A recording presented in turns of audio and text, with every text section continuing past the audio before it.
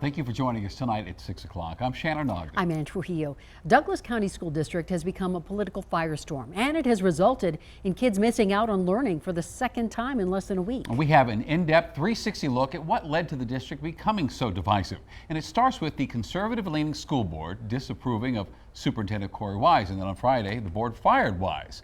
And today, students all across Dougco walked out of class to protest that decision. Today, board member David Ray announced Special Education Services Director Sid Rundle resigned as well. Air Tracker 7 flew over protests at Highlands Ranch High School, Mountain Vista, Rock Canyon, and Thunder Ridge. And the students' main message here for the district to choose education over politics. We are not going to stand for injustice, discrimination, and abuse of powerful posts. We are students, and this is our schools. We should have a say in what happens. And now let's go behind the curtain for a look at why school boards have become so contentious. Well, for years, outside money has filtered into these local races. And a bill actually making its way through the state legislature right now would limit how much money these races would receive. Denver 7 political reporter Megan Lopez explains what the bill aims to do and the arguments for and against it.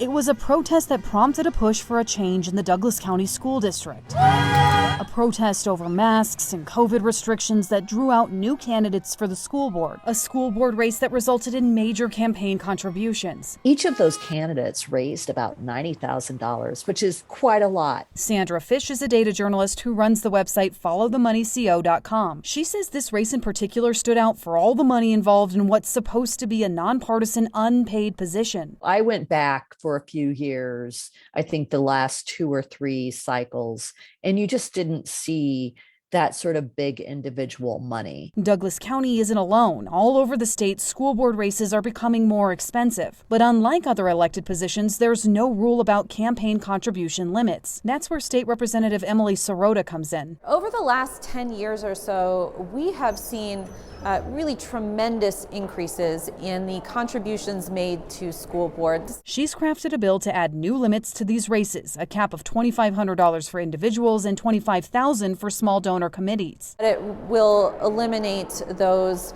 really outlandish contributions that make everybody's eyebrows raise. During its first committee test last week, campaign limits are appropriate for school board elections. Current Douglas County School Board member Susan Meek testified in favor of the bill. Wealthy donors create an environment where everyday citizens just cannot compete. So did former school board member Kevin Leong, who was outraised by more than $60,000 before losing his race. You wonder whether these newly elected people feel obligated to serve the interests of the financial backer rather than an interest of our students. The bill passed committee, but not before critics like Republican Representative Patrick Neville raised concerns about the potential consequences, telling Denver 7 in a statement, quote, "This bill will only place limits on the average citizen and encourage more dark money. In past years, unions and other special interests have spent over $400,000 in Douglas County alone. We've also had candidates loan themselves the likes of $20,000. This bill doesn't prohibit those activities." The bill is now awaiting its next committee hearing. Megan Lopez, Denver 7.